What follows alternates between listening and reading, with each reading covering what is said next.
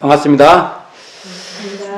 네, 지난 시간까지 연불법을 살펴봤고 이제 좌선법을 살펴볼 겁니다. 좌선법도 그 정신수양 그 과목이에요. 또는 정신수양 훈련 과목.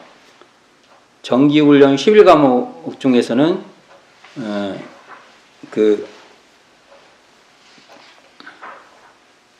정신수양 훈련 과목이고 보통은 정신수양 과목 이렇게 보죠. 정신수양을 할 때 이 좌선은 구체적인 그 방법론 중 하나라는 거예요. 방법론. 그래서 이제 오늘은 좌선의 요지 부분, 그러니까 이게 몇 쪽이나요? 63쪽을 한번 살펴볼까 합니다. 63쪽.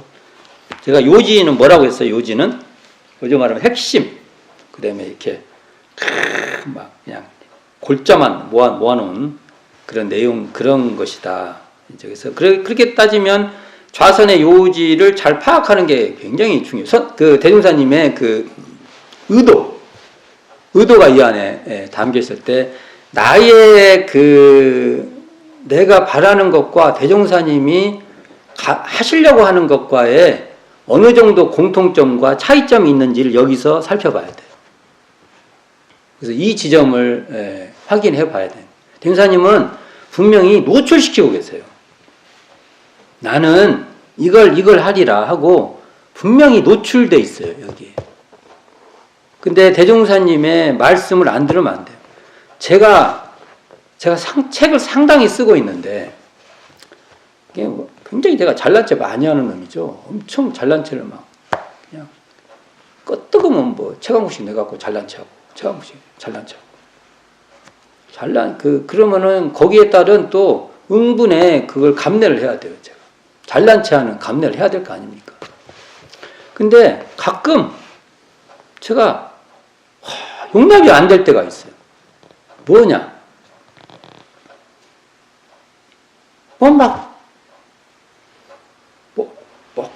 비난을 막 저한테 막 쏟아부어요. 근데 내용을 읽어보면은 제가 왜 이걸 이렇게 썼는지에 대해서 서문에다가 밝혀놨거든. 나의 이렇게 쓰는 이유는 이러한 관점으로 씁니다. 하고. 그러면 저한테는 최소한 그 서문을 읽어봐야 될 거 아니에요. 근데 딱 자기도 관점이 있어요. 표지 딱, 이 앞에 딱 보고, 이거네? 그래버리면 저도 할 말 있죠. 제가 하나 비유를 일부러 저 자신, 남한테 비유하기 싫어서 저 자신을 말하는 거예요, 지금. 저도 못내 서운하죠.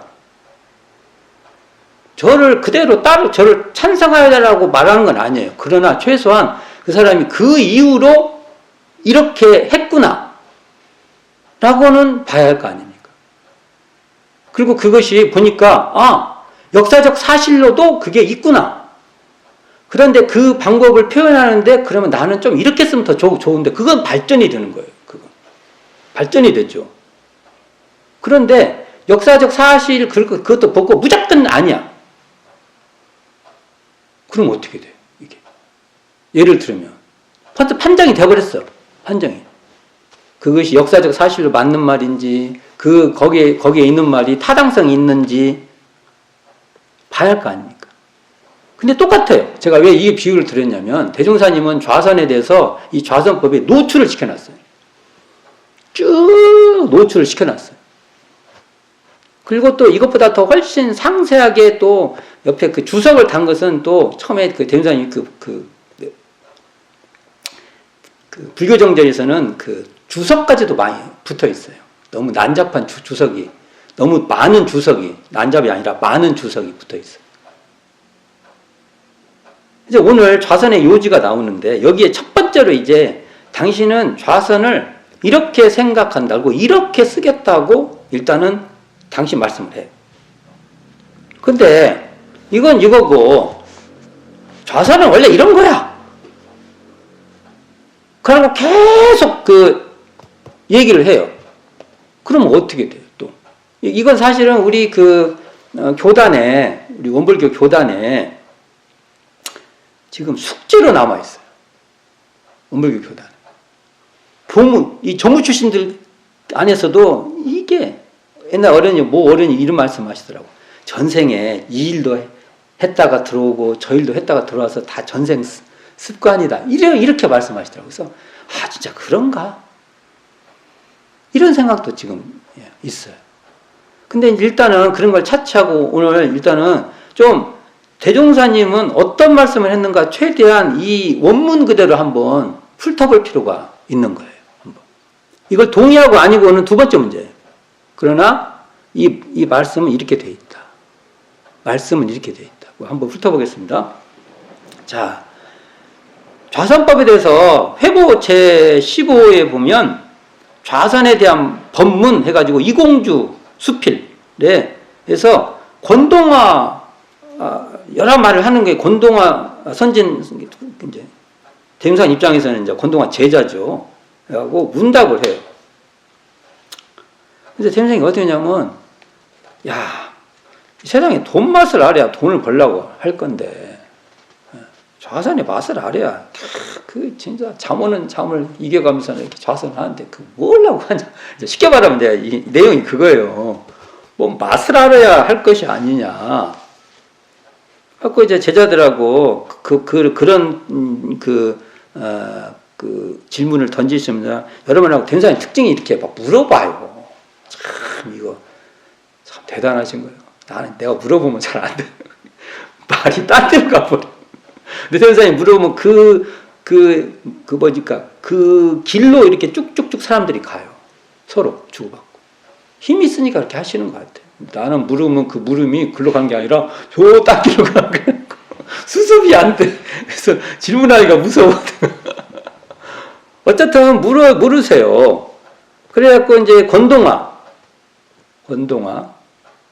이분이 누구냐면 해산 전은광 선진님 정토님인데 이분도 영대가 참 밝으신 분이라고 제가 많이 들었는데 갖고 이제 물으니까 권동환님께서 답을 해요. 그 물음에 대해서 어떻게 답을 하냐면 사람의 정신이라는 것은 본래 온전하고 맑고 싱그러운 것입니다. 이 정신상에서 우리가 이거 알 수 있죠. 그래놓고 이제 한번 볼게요. 그런데 오욕심, 이게 식, 색, 재, 명예, 수면, 유일, 이게 발동을 하면서 그 욕심을 채우려 하는 데에서 정신이 천지만엽으로 갈라져서 온전한 근본 정신이 없어져 버려가지고 지혜의 문이 막히고 하여간 그래서 일과 이치의 분석도 없어지게 된다. 뭐 이런 말씀을 쭉 하세요. 이게 상당히 그러니까 이 당대 어른들이 굉장히 훈련되신 거예요. 이게 문답을 하는 과정에 이런 얘기를 하는 거 보면. 그러므로 좌선의 뜻은 갖고 이제 권동환님이 좌선 이런 겁니다 하고 대종사님한테 그런 거 아닙니까 하고 되게 말하는 거예요. 막 물어보시니까 좌선의 뜻은 안으로 일어나는 모든 욕심과 밖에서 들어오는 모든 경계를 물리치고 오직 온전한 근본 정신을 회복하며 그 근본 아까 그 연불법으로 말한다고 하면 각자의 심성 원래를 반조하는 그 자리예요. 이 방식이 달라져요. 방법론만 다르지 내용은 똑같은 거예요. 내용은 만약 연불과 좌선이 내용이 달라져 버리면 안 돼요. 금강철석 같은 수양력을 얻기 위한 이 근본 정신을 회복해 가지고 수양력을 얻기 위해서 우리가 좌선을 합니다. 이렇게 돼 있어요. 이 내용이. 자, 그러면 이 내용을 제가 왜 이 내용을 먼저 전제를 해봤냐면 좌선법도 결국은 정신 수양의 한 방법이라는 걸 말하고 싶어서 한 것입니다. 그러니까 안으로 분별성과 주착심이 없이 하고 밖으로 산란하게 하는 경계에 끌리지 아니하여 뚜렷하고 고요한 정신을 양성하는 정신 수양의 한 방법이에요. 이게 이 방법 중 하나가 연불법이고요. 이 방법 중 하나가 좌선법이라는 겁니다. 이렇지 않으면 교의편에서 실컷 공부하는 것이 무의미해져 버려요. 그냥 교의편은 교의편이고 수행편은 수행편이고 이렇게 되어버리잖아요. 이게. 자, 이 현재 좌선의 요지 또는 좌선의 방법 이것에 특히 이 좌선의 요지와 관련된 내용을 대흥사님께서 원기 14년 그러니까 1929년 11월 월마통신 21호에 좌선의 방법과 그 필요에 대하여라는 제목으로 설법을 하십니다.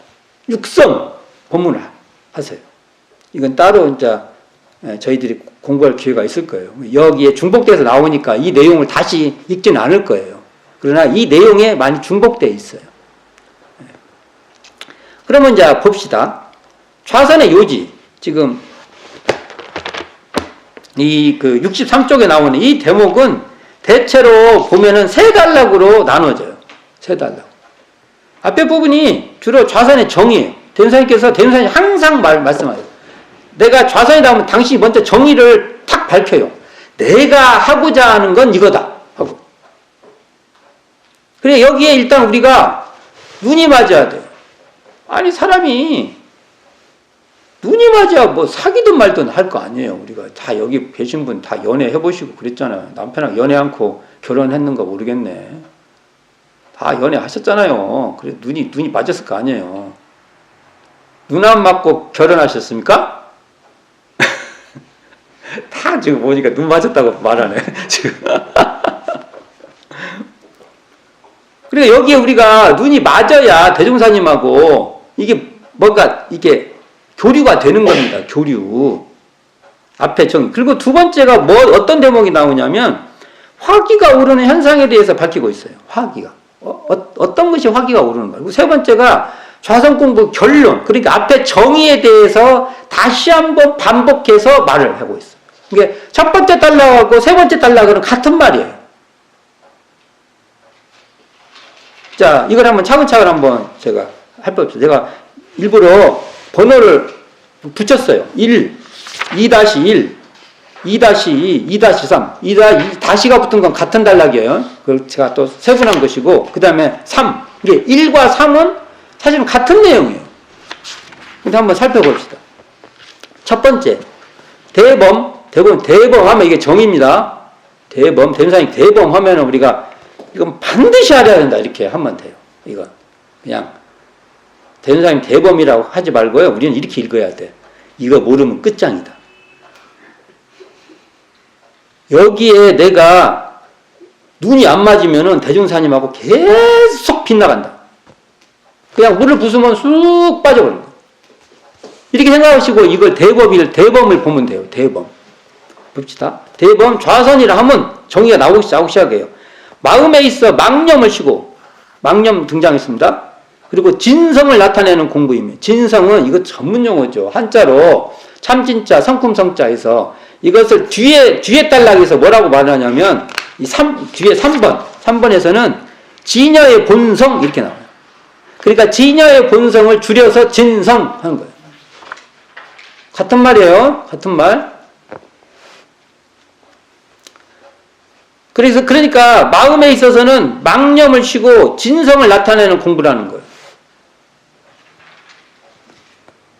그리고 몸에 있어 화기를 내리게 하고 수기를 오르게 하는 방법이니 여기서 이제 이게 대우사님의 특징이 나와요. 망념이 쉰즉 수기가 오르고 수기가 오른즉 망념이 쉬어서 몸과 마음이 한결같으며 정신과 기운이 상쾌하리라. 그래서 상쾌라는 표현을 쓰고 계세요. 상쾌하다. 자, 그러면 이걸 한번 일단은 쭉쭉쭉 나가봅시다. 이걸 그래서 한자로 우리가 망념이 쉬고 진성이 나타나는 공부다 해서 보통 우리가 한자로 식망현진 이렇게 써요. 식망. 이게 식은 쉰다는 뜻이고요. 망은 망념이에요. 망념이 쉰다. 그리고 진은 진성을 나타내고 현은 나타날 현 써요. 그래서 식망현진 보통 이렇게 우리가 막 줄여서 막 써요. 근데 여기서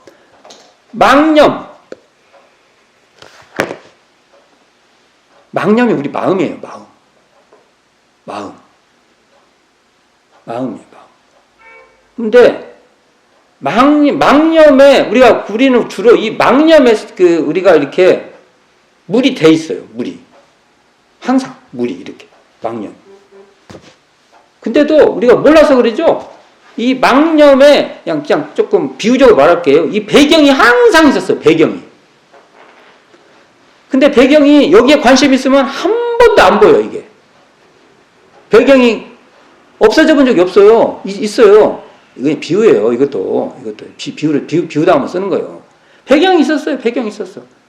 어디 떠나질 않아. 그런데 항상 여기에 가니까, 근데 여기서 신경이 탁 놓아지는 순간 이게 딱 보여. 그러니까 망념이 쉰다는 말은 망념 자체를 어떻게 해버리겠다는 소리가 아니에요. 그걸 어떻게 할 수가 없어요. 우리는 항상 있어요. 그걸 어떻게 해요, 그걸. 마음을 갖고 우리가 사는데. 만일 그런다면 이상한 거예요, 이게 생명체가 아니에요. 우리가 뭔가 새로운 진화체가.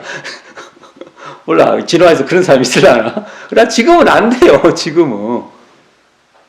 망념이 그대로 있는데, 굳이 언어로 말하면 차원이 달라지는 거예요, 차원이. 그러면 그때도 망념이 없냐? 있어요. 있는데, 그걸 대하는 게 달라요. 대하는 게 다른 것 뿐이에요.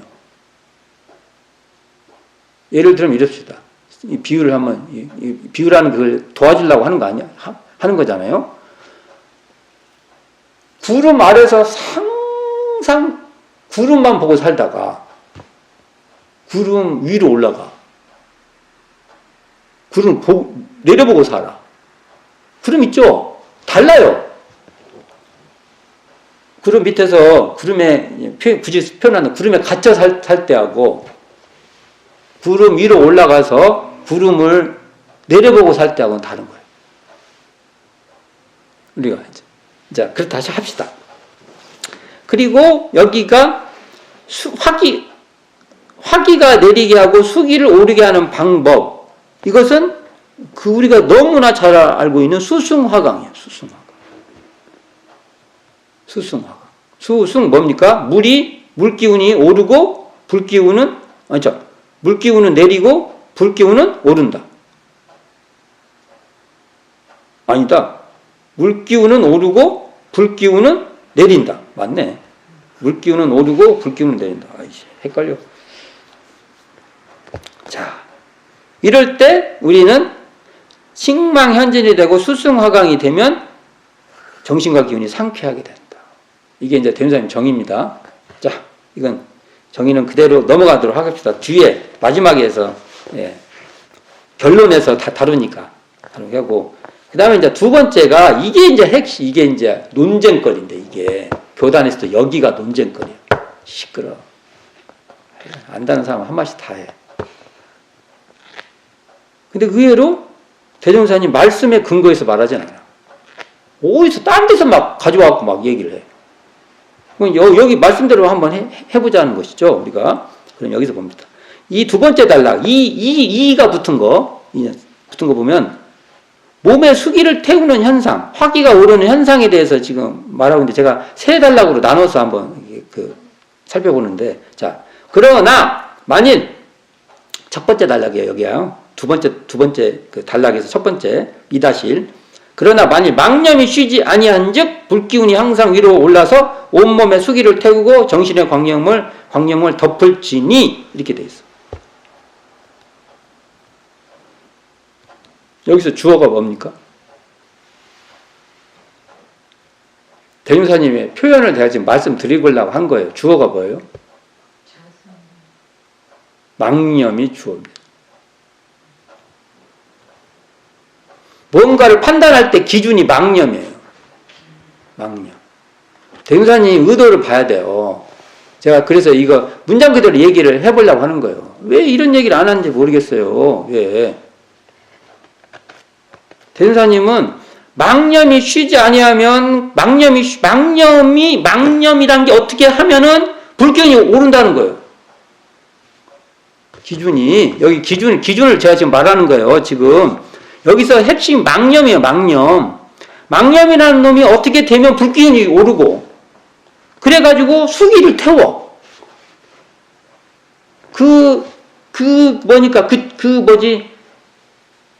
그놈이 어떻게 되면 이렇게 되고 이 말이에요. 그렇죠? 여기 분명히 그러기 될 때 또 맨 마지막에는 정신의 광명까지도 덮어버린다. 여기서 우리가 지금 집중해서 봐야 될 게 뭐예요? 망념이죠. 근데 왜 망념 얘기를 안 해? 망념 얘기 하는 걸 잘 못 봐서. 그러면 대종경 수행품 15장에서 수승황에 대한 얘기가 나와요. 여기도 대종사님이 말씀이 나와요. 그러면 이 망념이 왜 중요한지를 한번 대종사님 말씀을 한번 봅시다. 제가 국어를 그래도, 문장을 그래도 읽을 줄 아는 수준에서 보자는 거예요. 이걸 막 공부를 막 어떻게 했고 막 저는 지금 네 수행이 어째? 나 이 말은 안 하고 싶어요. 난 그런 능력도 못 되고. 나 능력 못 된다고 항상 말해요, 제가. 그런 능력 안 됩니다. 근데 그냥 대종사님 말씀을 한번 따져봅시다 하고 제가 말을 하는 거예요. 그러면 여기도 대종사님의 육성언어예요. 육성언어입니다. 그대로 한번 가봅시다. 한제자, 이게 대종경 수행품 15장 말씀이에요. 지금 이것도 어느 정도 정선된 말씀이긴 하지만 그래도 거의 대종사님의 의도가 담긴 말씀이에요. 자, 한제자 수승 화강되는 이치를 묻자온데, 이것도 고두 말투인데 우리 대종경 자체도 고 말투라 이게 요즘 참 고민이 있어요. 이게 지금 말로 뭐 어떻게 해야 돼요? 한제자가 수수관광되는 이치를 대종사님께 물었습니다. 물었다. 그러니까 대종사 말씀하시기를 뭐 이렇게 가야 이제 수월한데 이 맛이 나는 이게 참 좋던데 나도 옛날 사람이에요. 그러니까 이게 좋아지면 안 되는데 난 좋아. 대종사 말씀하시기를, 자, 물의 성질은 아래로 내리는 동시에, 자, 물은 아래로 내린대요. 그런가요? 올라가도 하지. 증발돼갖고 올라가기도 하지. 근데 일반적인 물이라는 형태를 가지면 내려가는 거죠. 그 다음에 동시에 그 기운은 서늘하고, 불에 비하면 서늘하지. 그리고 맑으면 불의 성질은 위로 오르고, 모닥불 피워보면 위로 올라가지 않습니까? 오르고 동시에 그 기운은 덥고, 불 옆에 있으면 덥잖아요. 오르고 덥고 그리고 탁하고. 탁하다는 표현은 어떻게 이해해야 되나? 근데 어쨌든 물의 이 맑은 성질에 비하면 탁하다, 상대적으로 볼 수가 있죠. 자, 그 다음부터 봅시다. 그 다음부터. 자, 이 문장 그대로 읽어야 돼요. 이걸 내 생각을 막 투입되면 안 됩니다. 사람이 만일 번거한 생각이 일어내어 기운이 오르면 뭐가 주체로 돼 있어요. 이 말에. 번거한 생각이 주체가 돼 있죠. 대종사님 말씀이에요. 이게 바로 앞에 여기 말한 대로 망념입니다. 번거한 생각이 일어서 기운이 오르는 거예요. 번거한 생각이 주체로 돼 있는 거예요. 이게. 그러면 머리가 덥고 정신이 탁하여, 이제 불기운이 오르니까 불기운이 탁하잖아요. 여기 온 게 탁하고 머리도 덥고 탁해지고, 진액, 수기를 마르게 탁하여 진액이 마르는 것은 불기운이 오르고 물기운이 내리는 연고요.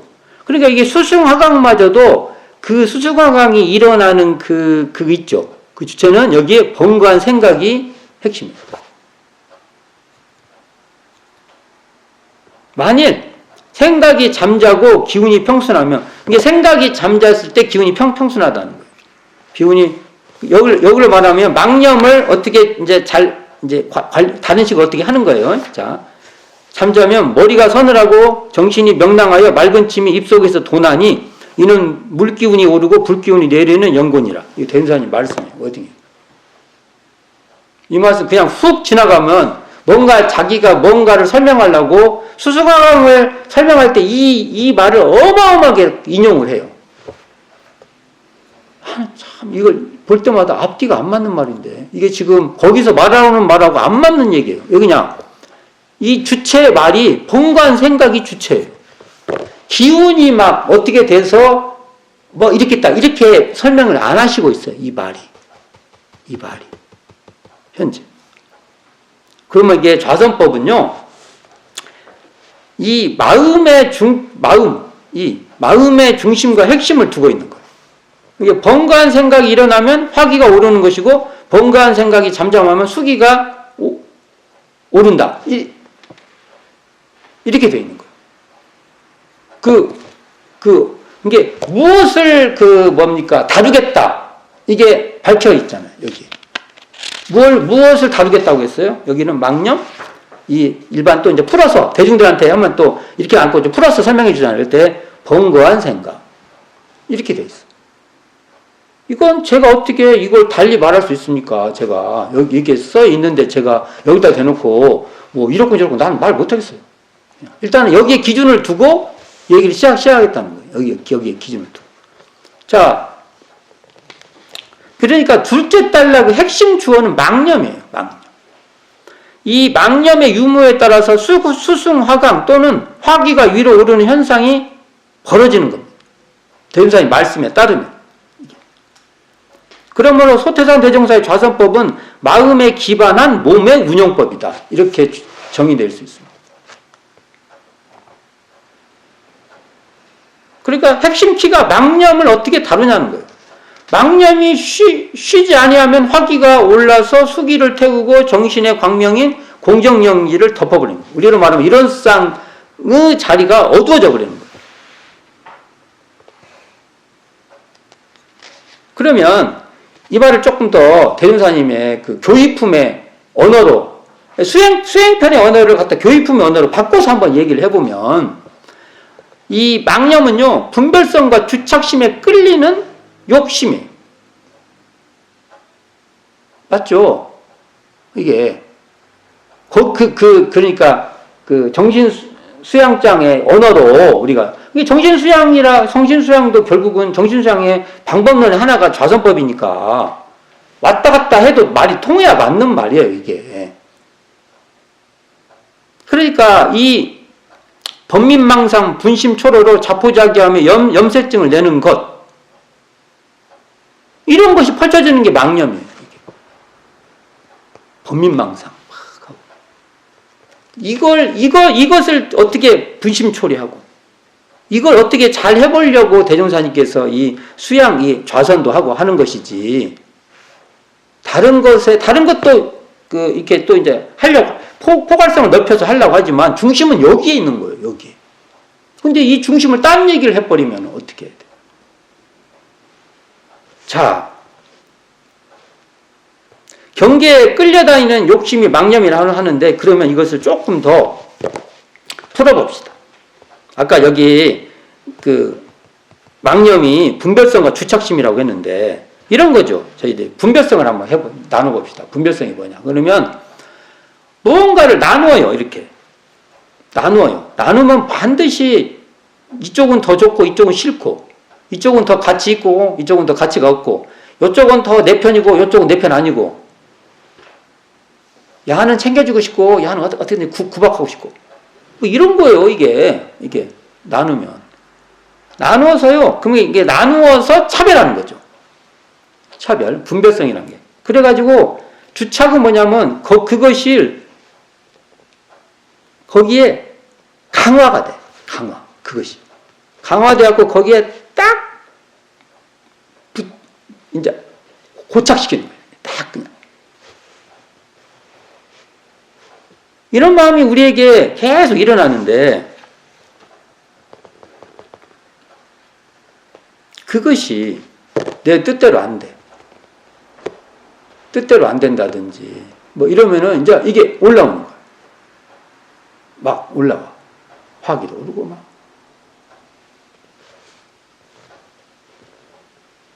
일단 이런 것에 대종사님은 거기에 좌선의 방법을 사용하고 있다.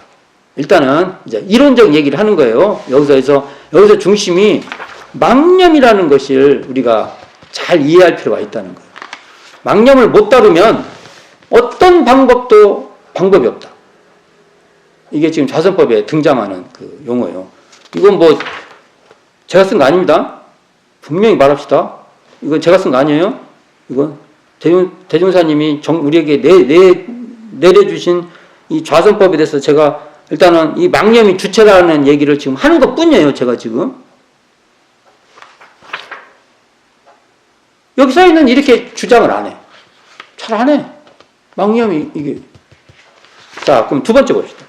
사람의 몸 운전하는 것은 마치 저 기계와 같아서 수화의 기운이 아니고는 도저히 한 손가락도 움직이지 못할 것인 바. 그래서 대종사님이 몸을요, 인간만 특별하게 어떤 걸로 안 봐요.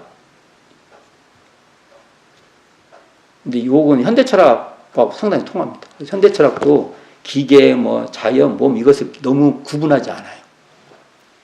그래서 기계와 일부러 용어를 막 섞어버려요. 이제 의도적 장치로 하는 거예요. 그게 우리 인간을 기계라고 이렇게 폄하하려고 그런 게 아니고, 인간이 특별하다고 막 하니까, 이게 일부러, 그러는 거예요, 일부러. 근데 여기서 보면 원리적으로는 특별하지 않다. 이렇게 보고 있어요, 이게. 그래가지고, 사람의 육군기관이 모두 머리에 있으므로, 진짜 그런가요, 육군이? 안, 이, 비, 설. 아, 신도 조금 있네. 주로 신하면 손발을 말하니까.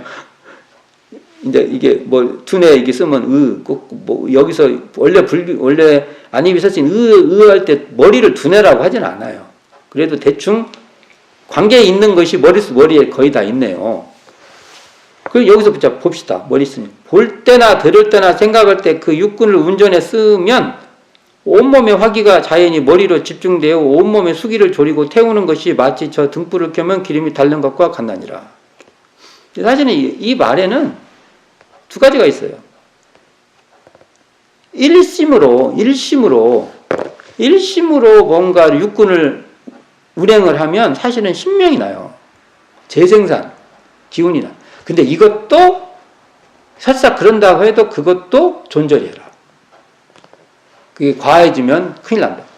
그러나 그런 면이 있어요. 근데 여기서 문제는 욕심으로 운전할 때의 얘기예요. 아까 여기로 말하면 망념으로 운전하면 더 큰일이 난다는 거예요. 이게. 평상시에도 너무 지나치면 문제인데 이걸 욕심으로 더우면 큰일 나는 이게 이제 고갈된다는 거죠. 자, 그 정도 이해합시다. 다른 것도 많이 하면. 그러니까 여기를 보면 아주 상식적인 얘기를 하는 거예요. 상식적인. 기름이 타듯이 우리 인간이란 것은 한정된 존재다라는 말을 한 거예요. 대문사님 이게 보면요. 인간은 유한한 존재라는 걸 확실히 말해요. 뭔가 수행을 한다고 해서 우리 인간이 무한해지지 않는다는 얘기를 하는 겁니다. 이게. 만일 수행을 해서 뭔가 막 유한성이 막 있다는, 인간은요, 반드시 그것에 대한 욕망이 있어요. 그래서 그런 것을 대답을 안 해주면 내가 왜 그걸 해야지? 이런 마음이 있어요. 그럴 겁니다. 대문사님은 말해줘요. 인간은 유한하다. 한계가 있다. 그 한계 속에서 어떻게 해야 된다. 그 얘기를 하는 거예요. 그러니까 인간에 가장 필요한 것은 그 한계 속에서 어떻게 할 수 있는 지혜가 필요하다는 얘기를 하는 겁니다. 지혜를 잊기 위해서는 수양이 필요하고요. 이게 아주 필수적인 얘기예요. 이게 지금 이 안에 들어있는 정말 포괄적인 용어가 굉장히 많아요.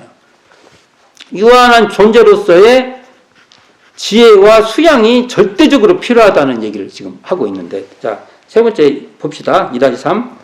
자, 여기가 이제 핵심이에요, 핵심 또. 여기서 또 대문사님이 본론을 말하고 있어요. 자, 그러므로 우리가 노심초사를 하여, 노심초사가 뭡니까? 이게 망념이에요. 노심초사. 노심초사를 어떻게 봐야 돼? 초사는 알죠? 초사. 이게 태울초예요, 태울초. 자기 생각을 태워요. 아까 여기도 나왔죠. 정신수양 짱에서 분심초력 할 때 맞죠? 그게 그 관계 있어요. 노심은 뭐냐면요, 억지로 하려고 하는 거예요. 억지로, 어거지로, 애써. 아니요, 이 억지로 안 하면 될 걸 그걸 막. 그러니까 이게 애쓰는 거예요. 애쓰면은 노력은 좋은데 노력. 이거 노력이라 않고 노심이라고 하는 거예요. 이것도 외부로 보면 노력하는 거예요, 다. 노력의 노자가 똑같아요, 이게. 근데 이건 노심하고 노력은 달라요. 노력은 정말 억지로. 그거 뭐냐? 자기 욕심을 다 채우려고 한다. 이 말이에요, 이게. 노심초사. 자, 노심초사 한번 봅시다. 자기 생각을 태우고, 애태우는 거. 이게 노심인데, 이렇게 많으면 또 나쁘지도 않지. 근데 이게 이런 거예요. 우리는 과거에 상처를 입고 살아요. 과거에. 저도 과거에 상처 있죠. 이놈의 과거 상처를 이거 진짜 얘한테 내가 계속 이렇게 당하고 살아야 되나, 내가. 아침에 좌선하고 있으면 어쩌다가 번뜩 생각이 나면 신경질도 나고. 내가 과거 다 지나갔는데 아직도 내가 그렇잖아요. 생각해보면 웃기는 거잖아요, 이게. 생각해보면 너무나 웃기는 일이고 승질이 화가 나. 왜 내가 지나간 그 개뼈다구 같은 것한테 내가 지금도 이러고 살아야 되는지 내가. 그런데도 내가 그러고 있잖아. 환장을. 정말 그런데 신경질 내야 할 거 아닙니까? 신경질 내야 될 거. 과거에 내가 그것을 나의 보감, 나의 진짜 뭡니까? 데이터. 내가 앞으로 어떻게 되는데 나를 도와주는 데이터로 삼아서 해야 되는데 이놈한테 상처 있고 아직도 거기에 이 지금 뭘 하는 거예요, 지금 내가 지금 이럴 때가 있어요. 또요. 또 뭡니까? 미래 그냥 걱정이 그냥 적당히 걱정해야지. 걱정 안 해라는 건 좀 인간적이지 않아. 좀 적당히 좀 걱정하고 말해야지. 막 걱정해서 그냥 이런 게 노심초사예요. 그리고 현재 그냥 연연해. 현재 연연해요. 원래 노심초사 안 하려면은 답은 있어요. 금강경 나와요. 과거심 불가득, 현재심 불가득, 미래심 불가득. 이렇게 살면 돼. 아니, 답은 있어. 답은. 그러면 노심초사 안 해. 이게 노심초사예요. 현재 연연하고, 과거 때문에 상처 있고, 미래 걱정. 이게 노심초사예요. 그래서 이 노심초사를 하여 무엇을 오래 생각하는데, 그것 때문에야. 생각이. 그러면, 그런다든지, 이게 이제 첫 번째 나오는 거죠. 이게 아까 말한 망념 아닙니까? 망념이나, 또 뭐라고 써요, 아까? 대문사님 말씀에 번거한 생각이에요, 이게. 그리고, 알약을 써서 무엇을 세밀히 본다든지, 또는 소리를 높여 무슨 말을 힘써 한다든지, 나도 지금 소리 높여 말하는데, 반드시 얼굴이 붉어지고 입속에 침이 마르나니. 얼굴 붉어졌나요? 입은 좀 마르네.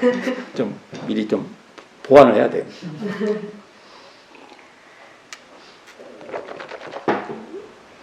이것이 화기가 오르는 현상이라. 이렇게 돼 있습니다. 근데 여기 핵심은요, 노심초사예요. 노심초사의 바탕에서 알력을 쓰는 거고요. 이 문장도 이렇게 봐야 돼요. 노심초사의 그 마음으로 어떻게 알력 쓰는 거 소리 높여 말하는 거예요. 그럼 말도 않고 살아야 되게? 눈 감고 살아야지. 설사, 근데 대문사님은 정당한 일이라도 좀, 이건, 그 뒤에 말이 중요한데, 부득이 당연한 일에 육군의 기관을 운영하는 것도 오히려 존절히 하려든, 이것도 국문학적으로 읽을 때마다 하려거든 아닌가? 이게 잘못 썼나요? 원문 한번 찾아봅시다. 하려거든인가? 찾아보세요.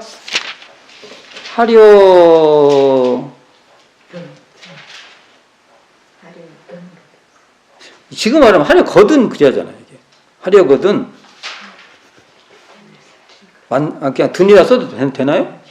지금은 아니죠. 이게 옛날 문법인 것 같아요. 이게 하물며 이거 우리 그 정정은 그 당대 때 국문학자들한테 다 감수받은 거예요. 우리가 이게 틀렸다고 하면 안 돼요. 그 당대에 맞는 말이에요, 이게. 그래갖고 지금 함부로 틀렸다고 말을 하는데, 틀린 거 아닙니다. 왜 자기 집안을 자학을 해요, 왜. 참, 나 이해가 안 돼. 그건 그때 맞는 말이었어요. 근데 지금 우리가 효과적으로 뭔가 장치를 하는 게 좋다. 이렇게 가야 맞죠. 국문학자들한테 다 감수받은 거예요, 이게. 하물며 쓸데없는 망념을 끄리어, 여기 망념 또 등장하죠. 일관되죠? 두뇌의 등불을 주야로 계속하리요. 여기서 망념에다가 이제 수식어로 망념 쓸데없다. 라는 말이 나오고, 이 망념은 노심초사하고 또 통하고, 이 노심초사는 번거한 생각하고 통하고, 또 이 번거한 생각은 뒤에 이 첫 번째 망념하고 통하고. 일관되죠? 대종사님 말씀이 이랬다 저랬다 하지 않습니다. 이 쓸데없는 망념에 대해서는 대종경 수행품 17장에 나와요.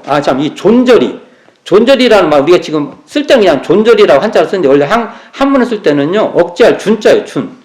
원래는 준절이 이렇게 읽어야 맞는데, 이게 이제 발음상 준절이가 잘 안 되나 봐요. 그러니까 존절이로 바뀌어서 이제 어느 정도 되면은, 그렇게 하자. 이렇게 되잖아요. 그래서 원래 한자로 하면은 준절인데, 이 준절이, 억제한다. 어느 한도가. 절은 뭐 어떻게 써요? 마디절자는? 마디절 할 때, 절도할 때 마디절자를 쓰는데, 이게 한도가 있는 거예요. 마디가 한도가 있잖아요. 6개까지 한도가. 멈출 때 멈추는 겁니다. 이게 절이에요. 절도 있다는 게. 내가 억울한 게, 옛날에 우리 사부님이 일은 시켜놓고 밥 먹을 때 딱 멈추고 와서 밥 안 먹는다고 뭐라 하시더라고요. 그래 놓고 시간을 짧게 줬어. 나보고 웃지라는 거예요. 지금 생각해보니까 이제 이렇게 멈출 때 멈출 힘이 아무래도 있어야 된다는 거 하려고 가르쳐 주려고 한 건데, 그때 막 억울하지. 시간이나 많이 주고. 그런 거예요. 이게 우리가 뭘 하다가도 예를 들면 멈출 때는 딱 멈추는 것이 절도 있다는 거고, 이게 이제, 그리고 아까 낸 대로 억제할 준자니까 한도가 있는 거죠. 그렇게 해라 이런 건데, 대종경 수행품 17장에 내가 아니 생각해도 될 일을 공연히 생각하고, 아니 내가 아니 들어도 좋은 일을 공연히 들으려 하고, 내가 안 보아도 좋은 일을 공연히 보려 하고, 내가 안 간섭해도 좋은 일을 공연히 간섭하고, 이 일을 할 때 정신이 저 일로 가고, 저 일을 할 때 정신이 이 일로 와서 부질없는 망상이 조금도 실사이 없는 것이 비로소 공부인의 크게 꺼릴 바다. 대기사. 이게 대기사. 크게 꺼릴 바. 이게 나오죠? 이걸 저 읽을 때마다 노파심이 생각이 나. 이게 노파심이 이럴 수 있구나. 그냥 놔둬도 될 일을 그냥 이러니 저러니. 자, 이제 그러면 마지막 정리를 해봅시다. 마지막으로. 자, 좌선법의 이제 결론으로 이제 말씀을 하시죠. 그러므로 그럼 이제 3번이죠. 그러므로 좌선은 이 모든 망념을 제거하고, 앞에는 뭐라고 해서 망념을 쉬고 이렇게 나오는데, 여기는 망념을 제거하고 이렇게 나왔어. 진여의 본성, 앞에는 진성이라고 하는데 여기는 진여의 본성. 같은 말이에요. 망념을 제거하거나 망념을 쉬나 똑같은 말이에요. 다 말을 바꿨다고 해서 또 이게 다른 거라 생각하시면 안 돼요. 본성을 나타내며 일체의 화기를 내리게 하고 청정한 수기를 불러내기 위한 공부이다.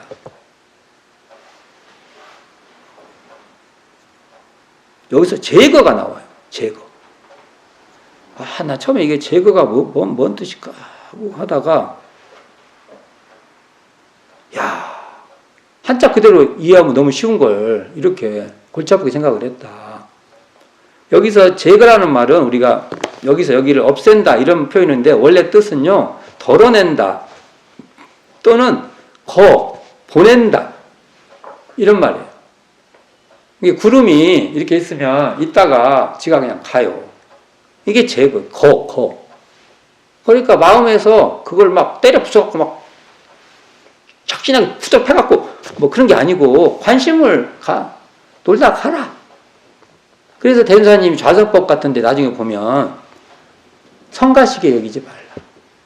망념인 줄만 알아두고, 그리고 그게 낭망하지 말라. 가고 쌓여갖고 괜히 상처 입지 말고 여기 이런 제거한다는 말하고 관계가 있는 거예요.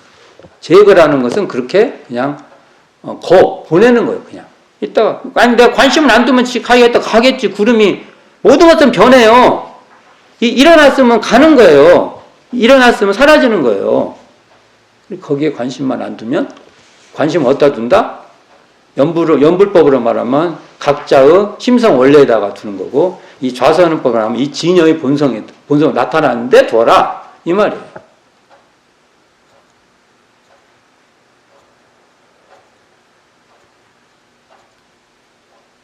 자, 정리를 한번 해봅시다.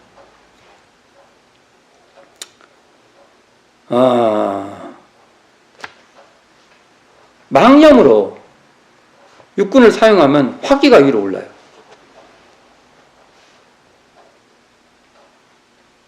그리고 진여의 본성, 진여 항상 그러한 자리, 진여의 본성으로 육군을 사용하면 수승화강이 돼요.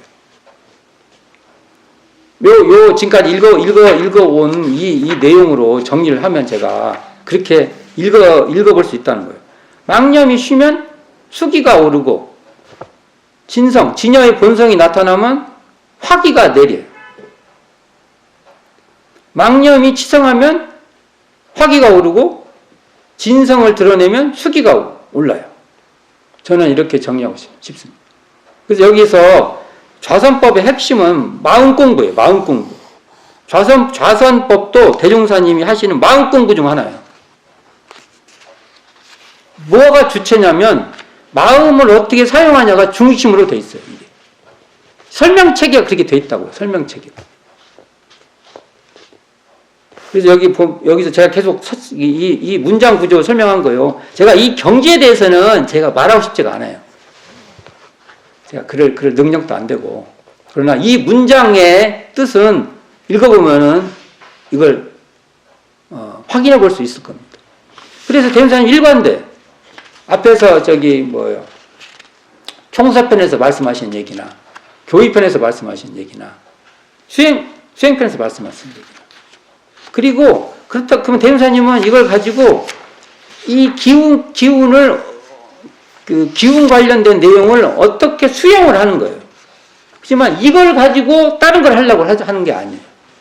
그러니까 주객이 전도됐다가는 대운사님 말씀하고 완전히 이제 된다. 우리 현재 교무들 세계에서도 이게 안 잡힌 사람은 여기 말 같은 경우는 쳐다보지도 않아요. 좌선의 제목만 갖고 와요. 좌선, 제목만. 그리고 여기 수승화강이 있지 않냐. 수승화강의 제목만 갖고 와요. 그렇지? 여기서 어떻게 대종사님이 수승화강을 사용을 했으며 이 문장에서 그리고 어떤 의도를 가지고 하시는지 별로 관심이 없는 것 같아요. 저는 얘기를 해야겠어요. 그리고 여기에 조금이라도 더 열심히 이 방법을 열심히 살아보려고 노력을 하고 그럴 것입니다. 그러니까 나중에 이제 좌선의 방법 쭉 나와요. 이제 좌선의 공덕도 있고 그래 단전주의 필요 이런 데 나와 있는데 제가 대종사님이 말씀하시는 내용들을 대종사님 법문 육성 언어 가지고 좀 더 나중에 기회 되면 설명을 더 많이 해볼까 합니다. 수고하셨습니다. 자, 오늘은 이상으로 마치고자 합니다.